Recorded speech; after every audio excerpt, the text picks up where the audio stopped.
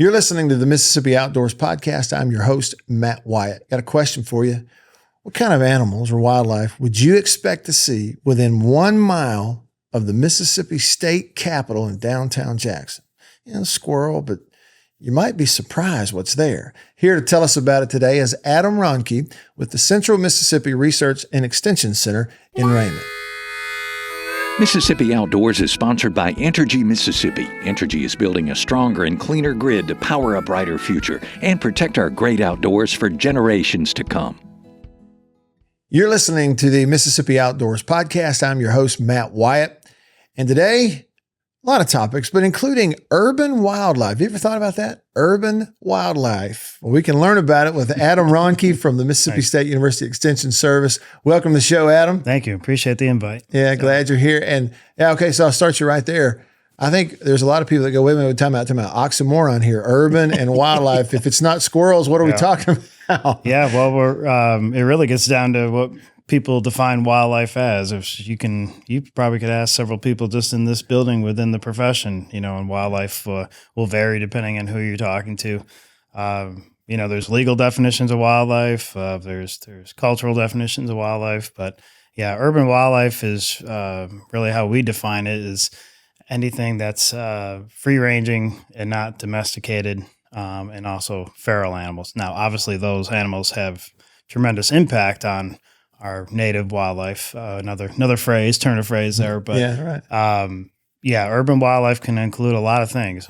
Most people, when they hear that, they're probably thinking backyard birds, squirrels, those kind of things, which are the top two most likely. But you've also got raccoons and coyotes and bobcats, and you'd be surprised what you can find in an urban center as far as wildlife. So it really is our native wildlife just adapting to our urban spaces is the best way to think about it. So, okay, cool. Mm-hmm. And I'm going to try to learn a little bit about how you became an expert in that area and others. Mm-hmm. And I'll start with kind of for me and for our listeners, the Extension Service and your role currently at the Extension Service. And even though you're connected to Mississippi State University, you're actually in Raymond. Yep. Kind of line that out for me so I can understand. Yeah. This is a good first test question that I have in my course that I teach. So, So in a nutshell, Extension Service has been around for a long time.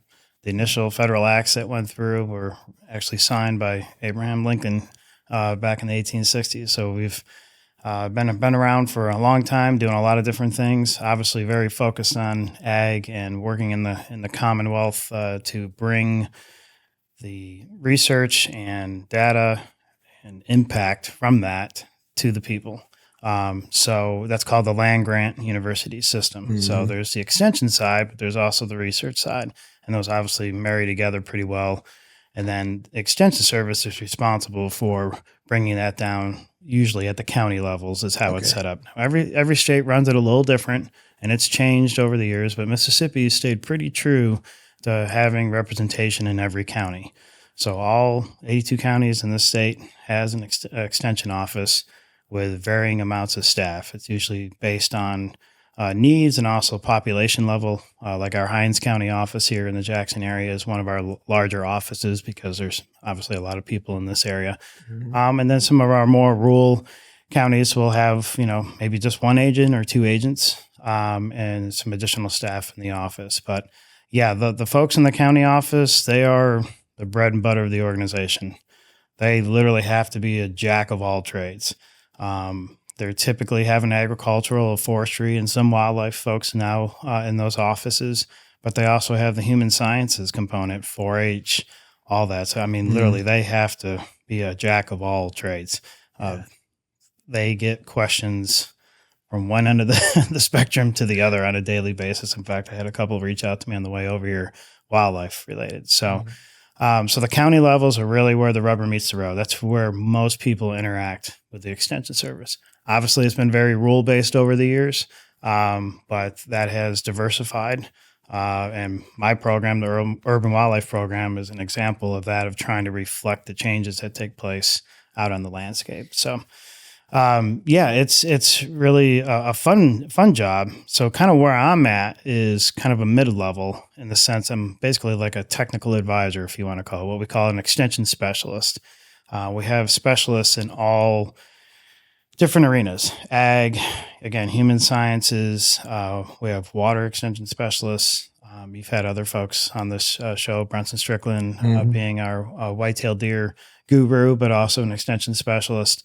And my area of expertise really focuses in on urban wildlife and some other subcategories in there that we don't have to get into all the weeds on that. But sure. So basically, I serve as a role of putting educational programming together, informal, for the extension service part of my job, informal programming. So that can be, educational programming and digital interfaces. It could also be simply just doing site visits, to municipalities or to homeowners that are having urban wildlife issues. Okay. In a certain area.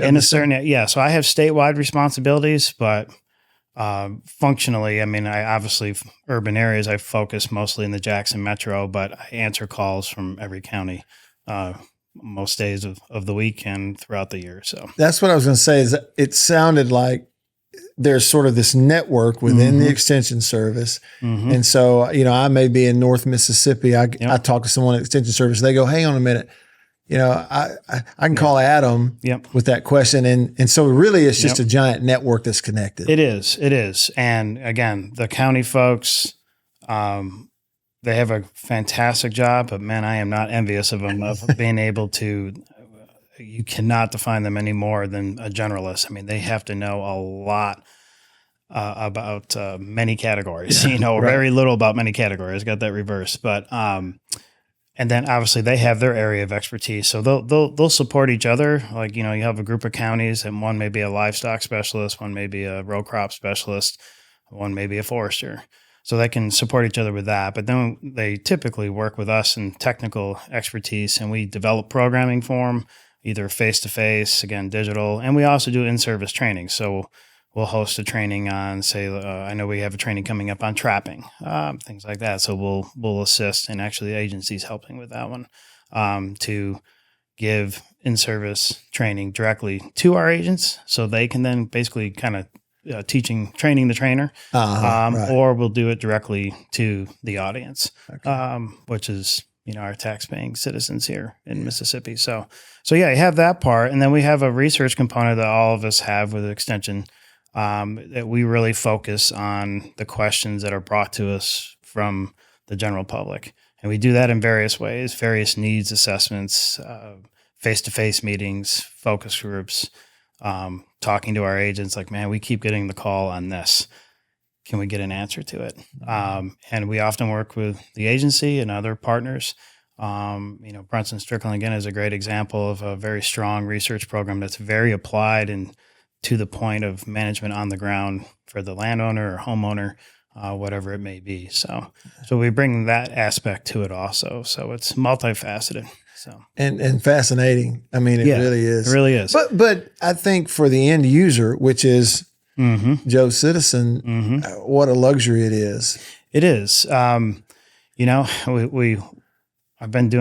at my 21st year, which is hard to believe, but we specialize in education and communication, but unfortunately we've been, over time, we've been poorly communicating what it is that we are and what we do. Often because we're so busy trying to take care of the people that we serve. And that's why a lot of efforts have gone in the recent past to diversify, to make sure that we're representing everyone that we possibly can and meeting their needs where they are. So that means, again, shifting from this primarily rural, not always rural, but primarily rural institution to diversifying into suburban and urban topic areas to meet those people where they also are. So, and that's really what I bring to the table in the wildlife arena, one being outside of our largest metropolitan area here in Mississippi. But also I'm born and raised as a city kid from Rochester, New York, of all places. So, so I'm comfortable operating kind of in this urban spectrum of downtown Jackson, what I call Mississippi urban. We wouldn't even qualify for a suburb of Chicago, but it's Mississippi urban. But then, working, 4 or 5 miles out in the suburban areas, and then working out by my office in Raymond and beyond. So, on any given day, I can work anywhere across that gradient, that urban gradient. So Rochester, New York. That's where it all began for you. Yeah. Born and raised there. Yep, born and raised right in downtown Rochester, right off of Lyle Avenue, if anyone knows where that is. So, but you can't get much more city kid than that. I'm the classic story of finding the wildlife profession through the abandoned lot at the end of my street that I grew up on, Farley Ave. So as I talk about it, I can see the hill and where we used to go in and, build forts and throw sticks at each other and, all sorts of fun stuff that you can find in an abandoned lot that maybe some of it you probably shouldn't have found, but also just, being outdoors with that and seeing the critters that would move through that woodlot, assuming we weren't making too much noise. But also my time and experience in Boy Scouts, which I continue to do today with my sons. I had a fantastic troop, Troop 12, that unfortunately is not in operation anymore, but they made it just over 100 years in existence. Wow.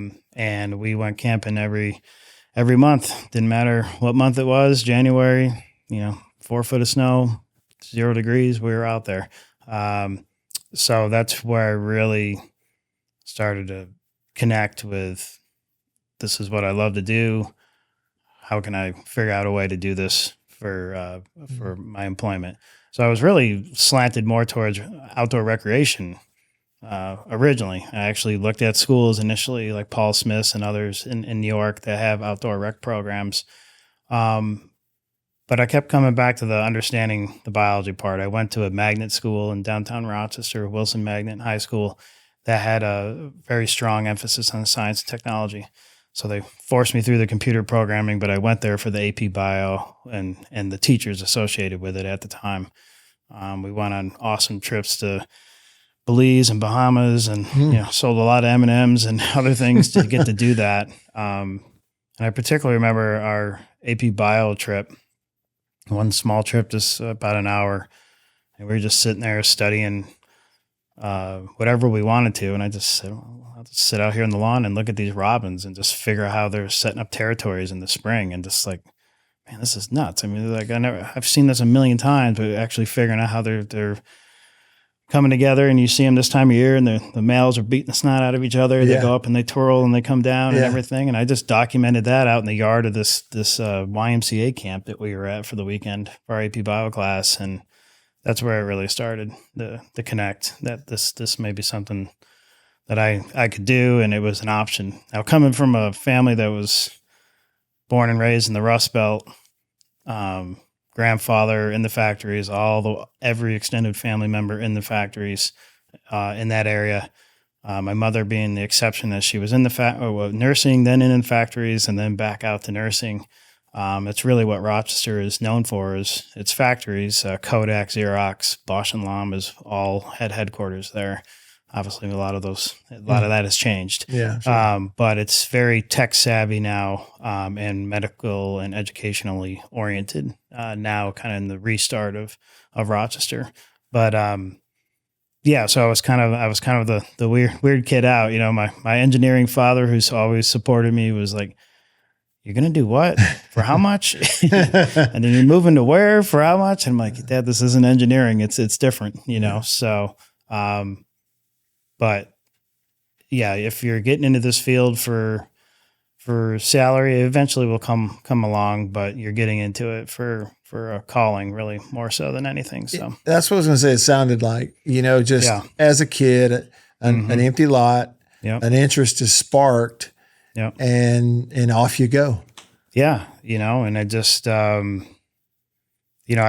envisioned all different things, and take no offense to this. Mississippi wasn't in that initial vision. I thought I was supposed to be, farther north in the cold, saving the whales. That's kind of the vision I had, and especially in August down here when I'm doing surveys outside, I'm like, I bet. What happened to that vision? But, so I don't always complain about having an armchair biologist position now in August. So this is a transition period of time of year where I'm like, I wish I was outside. And then I don't complain when I'm July and August. But it's the classic example of really just loving what you do and adapting that to the place that you end up falling into. Or a lot of people search specific areas. You can choose every which way you want to do it, but being married to another biologist, not every town's looking for two biologists. And I know we have several colleagues and friends in this building here that are in the same boat. You basically move where one can get employment. Often the other one has to go and do something outside of the field for a while. But my wife and I were very lucky to find two positions here, and it stuck. So that's kind of the story. And she's at the museum? Yeah, she's the relatively new director of the Natural Science Museum. So that's awesome. But so she started as an entry-level educator over at the museum, and she moved up to education coordinator about 4 or 5 years after that. And then I don't remember the full timeline, but some period after that, she moved into assistant director. And then the most recent director recently retired last year, and she moved into that role there. So, yeah, she's done well for herself. So, yeah, but I'm proud of her. I was reading, through some of the notes and things that you've been involved in, and one caught my eye. You've touched on it a little bit. Mm-hmm. The Jackson Metro Urban Wildlife Program. Yeah. Yep. Which I would think there will be some people listening to this from here that their ears will perk up and they go, wait a minute, what? Yeah. Jackson Metro Urban Wildlife. I get it from my colleagues here and my colleagues elsewhere too. One, they're like, urban wildlife in Mississippi, because people don't think of urban areas in Mississippi. Right. But, areas like Jackson, the coast up around Tupelo that are developing, and other small cities and towns in Mississippi are actually more common if you think about it across the landscape than Atlanta's, Chicago's, kind of those top tier in the sense of the size. Yeah. So we're actually more reflective. Jackson's size is more reflective of really most mid-sized cities across the country. So it was actually a perfect fit to get involved in this broader network that we can talk about in a little bit, the Urban Wildlife Information Network. Because I also didn't think initially, well, we're not a Chicago, all these other big cities, but they were actually looking for mid-sized cities, particularly in the Deep South. Okay. They hadn't had partners in that area, and they really wanted to get that represented in this larger network. So this larger network, something that already existed. Yes. Yeah. So it was based out of the Urban Wildlife Institute in Lincoln Park Zoo, which is right in the heart of Chicago. So if you've ever been to Chicago. So they're a great group of folks. They started this, I think, back in 2010. The Wildlife Institute had been there before that, but this specific program, the Urban Wildlife Information Network, it's called UWIN for short, is basically just a bunch of partnering cities that have come together. They've established a standardized kind of protocol on how we put out what we call camera traps, because we got to be fancy deer cameras, trail cameras. That's what we're using. And you just follow the protocol. Because every city is so different, right? We just got done talking about that. Yeah, geographically, how it's developed, there's so much noise out there that the only thing that we can really control is how we actually implement and collect the data through the cameras. So they have a standardized approach that they already had set up. A lot of people are much smarter than me. And so we met with them, and everything went really well, and we just needed to find the funding for the cameras, and we got that taken care of. And what I was really attracted to it, which connects to another program that we'll talk about later, is the Master Naturalist program. I have a chapter here in Jackson, and I really wanted a citizen science opportunity that was based right here, literally in their backyards. We have a lot of one-off programs, educational programs, things at the museum, things like that. But I was looking for something that was long-term, that would do multiple things. One, contribute to something bigger than ourselves, which this group does. Then also have something that's long-term.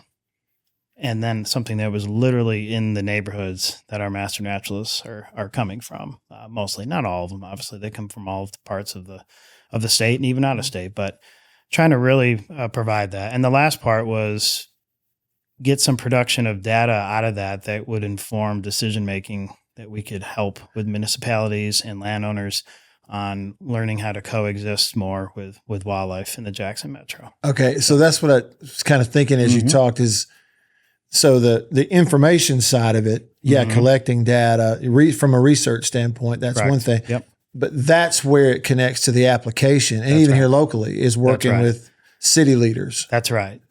And we're still in the early stages of that. I've got a great ongoing, I guess, experience of starting programs at a wonderful time right before COVID. Good time. So we started in the fall of 2019, and then all of a sudden the world changed. Because we have 4 seasons that we operate in. We got to I think we barely got to our 3rd season, which our first season was just kind of testing it out to see if this was going to work. And all of a sudden, the whole thing needed to change. As far as volunteers couldn't go out. You remember all those fun times. This time, right around this time. So, I've got a knack for picking timing. But yes. So we kind of it ties into a broader urban wildlife program that we're trying to do. But it is the basis of that, because it does provide the research structure behind it, and then it ties into my other program, the Master Naturalist program, which is kind of the community engagement. So that's the first 2 pillars of this program that we're trying to develop. So there's the research pillar and then the community engagement or the extension pillar. Okay. And then we want to use that information to generate our own, but also through our network and partners, the technical support. So that would be working with the municipalities, working with homeowners, landowners, urban designers, all sorts of groups that most wildlife folks don't even know exist, and they don't know we exist, to start having those conversations of how we can, how can we look down this block and what do they see and what do we see as far as good, bad, and ugly related to wildlife, if it's even on their radar.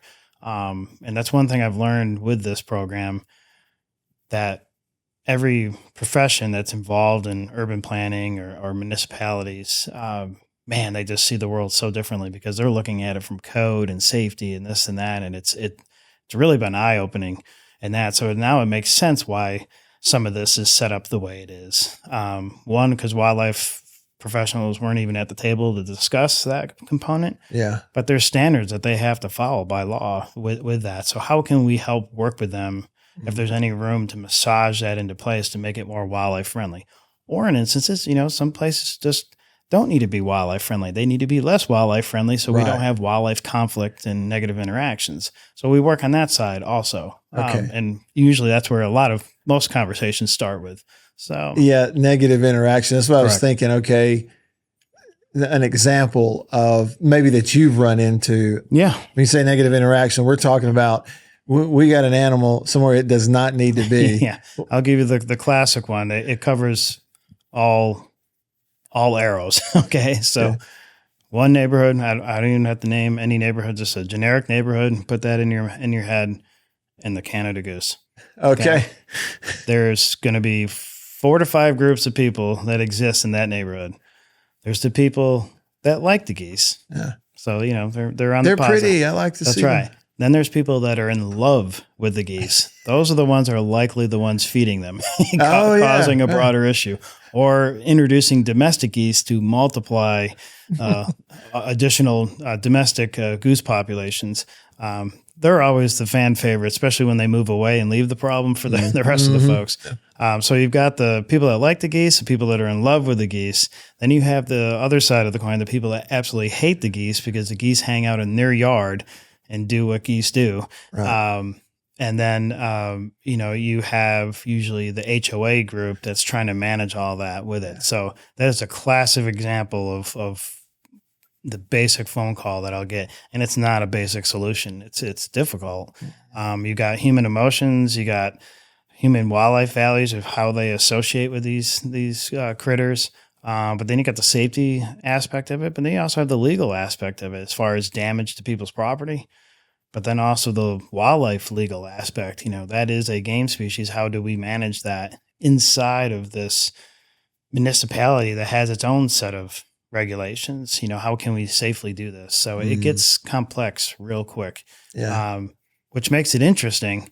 But it can be, there's no good answer. It's just like, which is the least worst option. So, regarding the geese, you ever get a call from a golf course? All the time. Oh, yeah. All Same the time. thing there, right? All the time. Yeah. Yeah. And that one, that really does. And I golf myself, I'm not that good that I worry about if it gets redirected because of some droppings. In some cases, it may actually help my game. But nice little foot wedge. Yeah. But, they that really can have an impact. And everyone has seen the videos of the golfers getting nipped in the rear chased, end and all that stuff. Sure. That can become a real problem. Someone turns wrong and blows out an ACL. Now you got a problem. Yeah.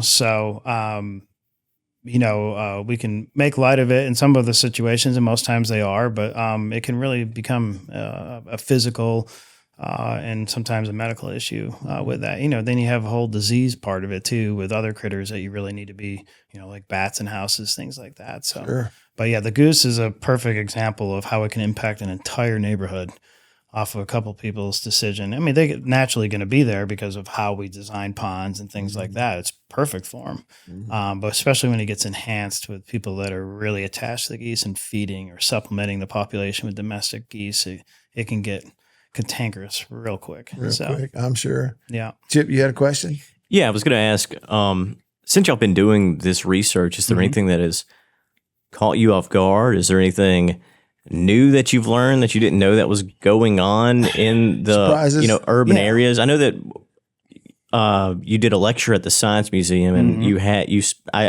an image of coyotes in downtown Jackson, which I never would have even thought would have been in downtown Jackson. And I won't divulge those locations because I don't need the phone calls. But but yeah, that's thank you for bringing that up, Chip. And I mean that. I'm not being smart aleck there. Yes, we have coyotes and bobcat in the relative downtown area, what most people would consider downtown. We don't have them necessarily like in Smith Park, which is our most urban area, but not too far from there. Just a couple stops up, we have coyotes. And that, I guess that's more of a testament to Jackson and central Mississippi. We have one of the largest green corridors going right through the center of the city, followed up by a northern green ribbon called the Natchez Trace. So we have the Pearl River corridor and the levee system. We have our state park, Fleurs Bluff State Park, the Natural Science Museum is all located, all connected in there. And it provides this natural greenway for these critters to move through. Plus, we're not as urbanly developed. We don't have gigantic skyscrapers and densely urban areas. So there's still enough green space for these critters to move through. So typically what you see is when you get to a certain level of urban intensity, usually like pavement, impervious surface, concrete, things like that, you start to see species drop off just because they can't get the resources they need or they can't move through the environment. Yeah. Like literally blocked, or they just don't have the cover they need to move and the resources along the way, in addition to getting, clipped by a car or something like that. So, but we do have a lot of that here in Jackson. And you'd be surprised, even downtown Chicago, there's a great PBS special on the coyotes that I actually use in my urban wildlife course that I teach. Please look it up. Just do Urban Coyotes Chicago PBS special. Fantastic video, about 15 minutes, and how these coyotes are actually in some places in Chicago doing better in downtown Chicago than their rural counterparts. Really? They're heavy. They weigh more, which is a good indication of overall health. Raising more pups. It's incredible how some of these species can adapt. So, but yeah, as far as back here in Jackson, probably the biggest. We're still early on, even though we're started in 2019. We got to collect a lot of data to be able to start doing the fancy modeling to come up with relationships and things like that. We're just starting to get to the point where we have enough cameras out. We're right around 52 cameras across the Jackson Metro and have enough data, consistent data over time. So this is a long-term monitoring. So this isn't like a 2 or 5 year study. This is as long as we can sustain it. So indefinitely is what we tell our partners and fellow landowners that let us put the cameras up, I should say. But yeah, the probably right off the top was, again, how far down the coyotes and bobcats are in Jackson. And again, we don't see them like all the time in most locations. But one thing that jumped out to me, because I get a lot of calls on them, is just the pretty widespread presence of Nutria across the Jackson metro. Oh, really? Yeah. Wow. So we really, they're an invasive rodent, not a native species here, and they can really wreak havoc on things like levee systems and because they just how they burrow into things. I mean, a lot of people are familiar with beaver damage and things that can cause. But yeah, I mean, first picture of a Nutria rat was in center field and park in Ridgeland during one of those ballpark. Yeah, April floods. We barely even knew the stream was back there, but those April floods, I think it was right before COVID hit or right during COVID. And it really hit Northeast Jackson like it unfortunately has over time. Mm-hmm. And literally that thing was walking through center field in one of the baseball fields. They pushed it up. And now, because they're semi-aquatic. Yeah. So they got to get up and move when they can't hold their breath that long. So, but man, at first I didn't know what I was looking at. I was like, man, is that a beaver? What is that? And then I finally was able to look at the tail and zoom in, and I went, that is one of the biggest Nutria rats I've ever seen in my life. So, and we've picked up quite a bit more in various locations all over the Jackson metro. So as far as right off the top of my head, it's not super sexy story, there, but it's, they're more prevalent than I thought. And they can, they're a rodent, so they can really become a wildlife conflict issue quickly, right. and cause infrastructure issues. So, and could scare someone to death too. Some of them are pretty big. Yeah. Some are pretty big. And just the sheer amount we have a place south of my office, about a mile. And I think it was 2 years ago, I got a call and we had a huge rain like we did this past week. And again, they're semi-aquatic. So often you'll see, the leftover bodies of these, so they can't get out of their area quick enough and lose time to holding their breath. Mm-hmm. There was like 20 dead Nutria rats all of a sudden scattered all over because it was a drainage pond that they were at. Okay. And, they're obviously they see all these carcasses of these random kind of beaver-like things all of a sudden there one day, and they immediately call the extension service trying to figure out what it is. So we ran down there, and I was like, holy smokes, you just realize how quickly they can populate an area. Yeah. So, but I had no idea that Nutria rats had been seen and that they exist in Jackson. No idea prior to talking to you. Yeah. I mean, at least off the top of my head, I know of 7 or 8 sites that we've since 2019 that we've picked them up, and some sites pretty routinely. Yeah. So, and as you were talking too, I didn't see it, but I've heard the stories from someone about at some point here in recent past, there was this giant buck, 10, 12 point, just right next to us by Smith Wills. Like they said you could see it from the outfield. Yeah. And so we're talking about a really populated area, very close to the hospital. Yeah. Where I live in Tupelo, our neighborhood, a really populated area right next to a highway. Yep. We have red foxes that live there. And so, it's always the thing of they're after your cat gets out, don't leave it over. We have geese that hatch there every year. And so inevitably the fox, so there's that kind of thing. And a place like Tupelo, just like you mentioned. Yeah. Yeah. We have some very nice bucks walking around in the Jackson metro, and that's all I will say, but cause I don't need phone calls.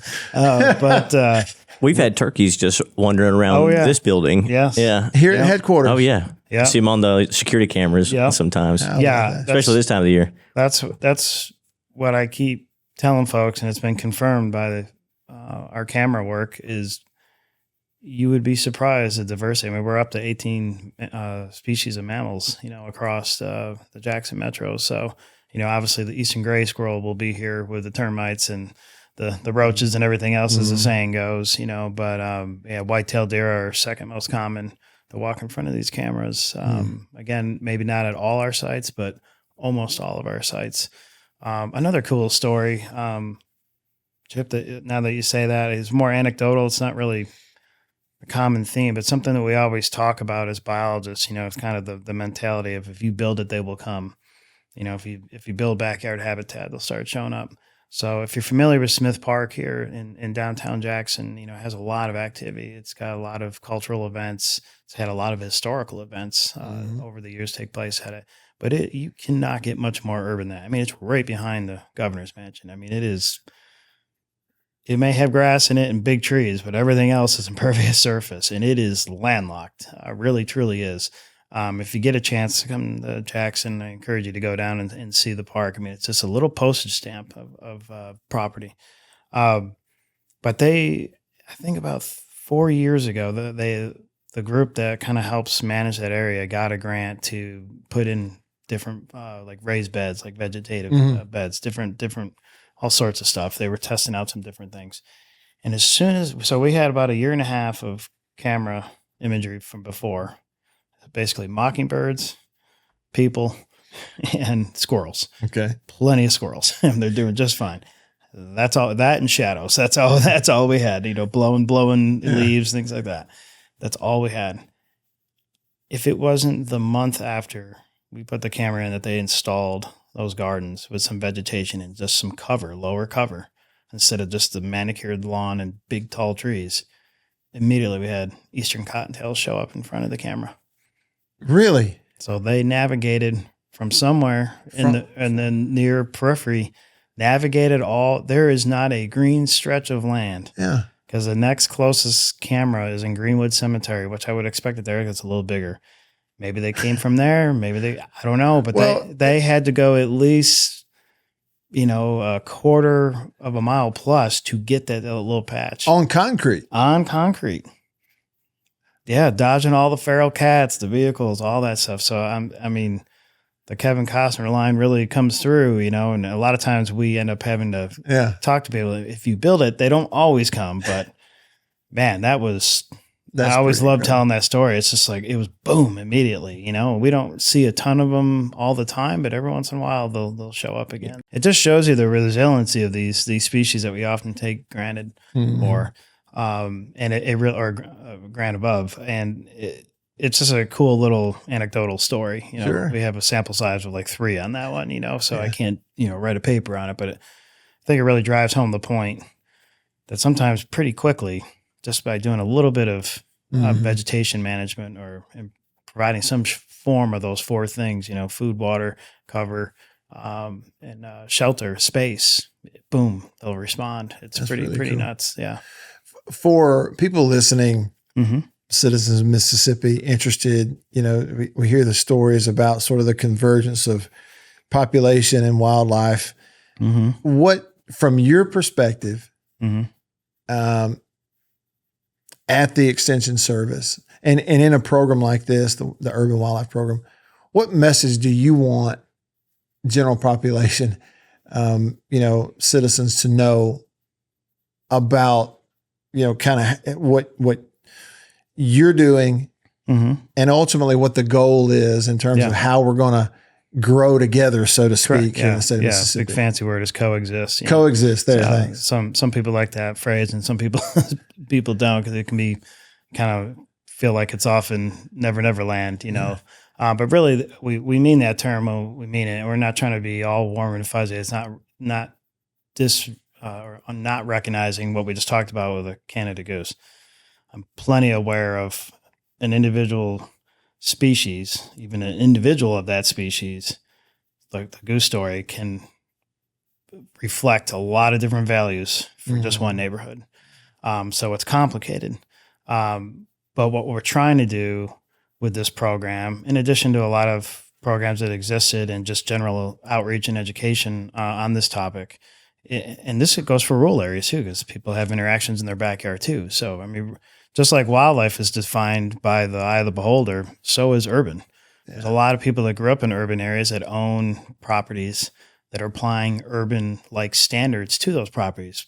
People mow a lot more than they did before, so they're applying those to those rural properties too. So it can actually extend well outside of what people would think an urban metro area is. But the drive home point that we're trying to do is what you just said, is basically just one, understanding that they exist in our urban space and they're trying to share this space with us. And if we can work with individuals and larger groups as a whole to first just be aware of that, understand it, and, kind of like Felder Rushing and these other folks, take the glasses off, the comment he always makes of just making a little space for them and having some space with it. Now, I'm not saying like, you don't want, a rat snake under your house, we're not that coexisting, or in your house. Yeah. I don't want them in my sleeping bag when I'm camping either. Right. So there's definitely a line, but that line is different for everyone.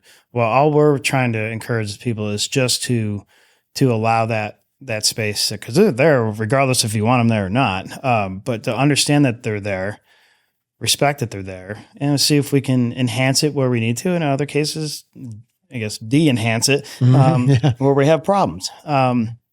And just try to design our individual backyards, our larger neighborhoods, like the HOA or neighborhood association level, and even farther up, our urban design in general to try to be as wildlife friendly as we possibly can within reason.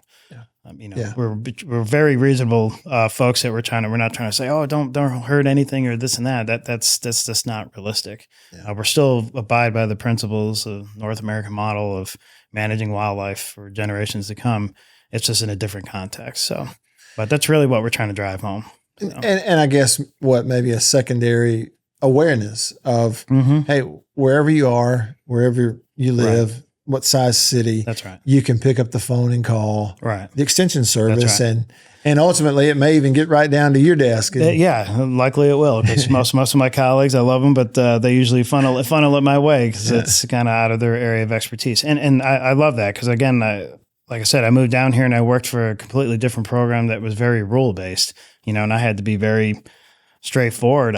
I don't know what that implement does. I don't even know what that thing is called, so it was kind of a culture shock and like, oh man, I'm not exactly sure how long I'm going to be employed here if I don't learn these things really. But I had to be open and honest that I don't understand that, building that trust with landowners. But I do bring the ecological and biological information you're looking for. I just need some help on that, and I've learned quite a bit from colleagues and also landowners, but, I kept coming back to, feeling most comfortable working in the urban space. And again, being down here in the Raymond office in our 4 regional offices, adding a little more context to your initial question about the extension service, we have 4 regional centers across the state. So one's in Tupelo, just south of where you live, Verona. Yeah. Then we have, obviously main campus, but that one doesn't count in the regional. But we have one out in the Delta in Stoneville. And then we have Central, which is in Raymond, which covers the central part of the state. And then we have a coastal research and extension center. So it kind of naturally just fit that even though I was working on a completely different program, that a percentage of my time always was supporting the metro region and other areas to kind of work in this urban wildlife area. So it was just kind of a natural fit. So, very cool. And so you're at the Central Mississippi in Raymond. Research and Extension Center in partnership with Elkhorn State University is in our building. And we sit on Hines Community College property. So if you're familiar with the main campus for Hines Community College and their golf course and their ag complex, we're right there off of Seven Springs Road. So my wife's side of the family has had some family reunions at that little center right between the lake and the golf course. Oh there. The cabin. Yeah. You can see the conference center, and that's actually where our Hines County office, our county level office, is based in that building. Yeah. And then our regional office, where again, folks like myself in all different disciplines are housed to service the central part of the state. And a lot of us have statewide appointments too. So. Very cool. So, hey, Adam, if someone wants to get in touch with you to, I guess, help out, put trail cameras or anything like that, or is there a way for them to contact you? Yeah. So the easiest way, it's kind of like my last name. If you Google Adam Rohnke, I'm the first 10 things that comes up. It's kind of goofy named, and I guess I'll never be able to hide if I need to. But if you just Google Jackson Urban Wildlife Project, it's the first thing that comes up. So it's actually on a website that's called a story map. It's a GIS based platform, but I call it like the PowerPoint of GIS. It's a public facing side, so our map kind of interacts with the data behind the scenes with our staff implementing that, and our volunteers also. to kind of tell the story. So that really tells the very specific part of our project regarding the cameras. And it provides some additional links to some of the other parts of our program that we're just starting to get off the ground. So, but that would be a great place to go. And then that kind of ties into the Master Naturalist program, typically helping us with the cameras and also going through the imagery. We deploy our Master Naturalists that are trained through this other program to become basically Biologist 101 in 8 weeks to assist us with other programming, but specifically for this program. So they have a background, and then they go through an additional training of understanding how to, identifying squirrels, things like that is not real hard. But when you get a lot of imagery and different lighting, things like that, is helping them through the kind of the tricks of the trade of understanding what fox is. Is it a gray fox or is it a red fox? Sometimes they can look the normal phase, they can look very different. Mm-hmm. But, you get variations of the color phase, this and that, it can get challenging, or, a running away shot, things like that. So, yeah. But yeah, if you're interested in reaching out, even if you're not a Master Naturalist, we'll never turn down a volunteer. What's great about it is it's on a Google-based platform for this UN group, this network that we're part of. So we get the data from the cameras, and you can help us get the cameras out there. We'll put you through the training, sign you up with a team, and get the cameras out there 4 times a year. So they can reach out, and we can definitely help them with that. We definitely need help in that area. But if you don't have the time for that, or if you're listening to this in California and you're from Mississippi for whatever reason, it's a Google-based platform. So we get you trained up on going through the imagery. You can literally be anywhere on an iPad or anything larger than an iPad. You could be on the other side of the world. As long as you got Wi-Fi service or internet service, we can create an account for you and assign you imagery, and you can help us do citizen science from your recliner. So we have people that do both. We have some that have medical issues and they can't, but they really want to contribute, and that's a way they can contribute to it. So it's kind of neat in that sense. You can get into it at any level that you want. Yeah, so very cool. So, yeah, it's a cool program. So similar to like I get on there and I watch the bald eagle in his nest live somewhere. I can look for that 10-point walking through downtown Jackson. Yeah. And we've gotten really good with some of our friends that are much smarter than me with the coding and modeling, that we've gotten rid of a lot of the empty photos that, tend not to, they don't feed that trigger happy of what's next. That can really wear on volunteers, when they're going through thousands of photos for us.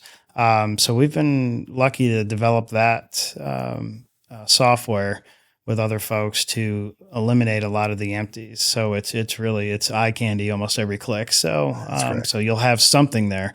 It may be the 75th squirrel in a row that you've seen. It's likely the same squirrel just moving, in front of the camera. But we've really tried to make it as enjoyable as possible. And we have one volunteer, I call him Billy the Machine, retired engineer. I mean, I can't even come close to how fast he goes through these images and his accuracy. I mean, really, I think the AI folks need to contract with him and maybe study him a little bit. He's amazing in how quick he is with it. And then we have other folks that contribute when they can. They'll do 200-300 photos for us a year, off and on. So we'll take all the help we can get. So, and again, for those listening, that initial contact point to go do that, they can just Google the Jackson Urban Wildlife Project. Okay. And it'll be the first thing you come up. It's basically our website. Like I said, it's a little bit more than a website, but that's our public facing side of it. And we're working on a couple other websites that will be more general to the overall program, but that will link you to us and this specific project and get you all the info. Okay. And it also has stuff on there, like some of the research projects that we've been tied into with this broader network. So if you really want to nerd out, you can nerd out into the scientific stuff that we've put out and some of the more user-friendly materials that we've put out for municipalities and more coming. And then also you can click on the individual sites on that map and you can interact with the site. So if you're from Jackson and you're like, I want to see what sites they have in my neighborhood, you can go learn about the site. How many detections, how many critters we've seen, some highlight photos, and we have some historical information that will be coming about each site. So like all the historical events that took place at Smith Park, to try and highlight the cultural side of this too. So, and how that maybe has influenced what we're seeing down there over time. Obviously decisions were made to how Smith Park was going to look, and that decision made 75, 100 years ago is now still influencing the wildlife population that's cool. there. So we're trying to make that all interactive and to be continued. We're working on it. It's a little more complicated than I originally thought. That was my vision, and I've got smart people helping me trying to develop that. So that's really cool, though. Yeah. It's fascinating to learn about it. And Adam, just appreciate you coming by. And thank you. Kind of feeling us in today on the show. Yeah, I appreciate the invite. So I enjoy watching the show, and thanks for letting me come talk about our program and overall story. So. Thank you. Awesome. He is Adam Rohnke with the Central Mississippi Extension and Research Office here on the Mississippi Outdoors Podcast. We thank you for listening, and we'll see you outdoor.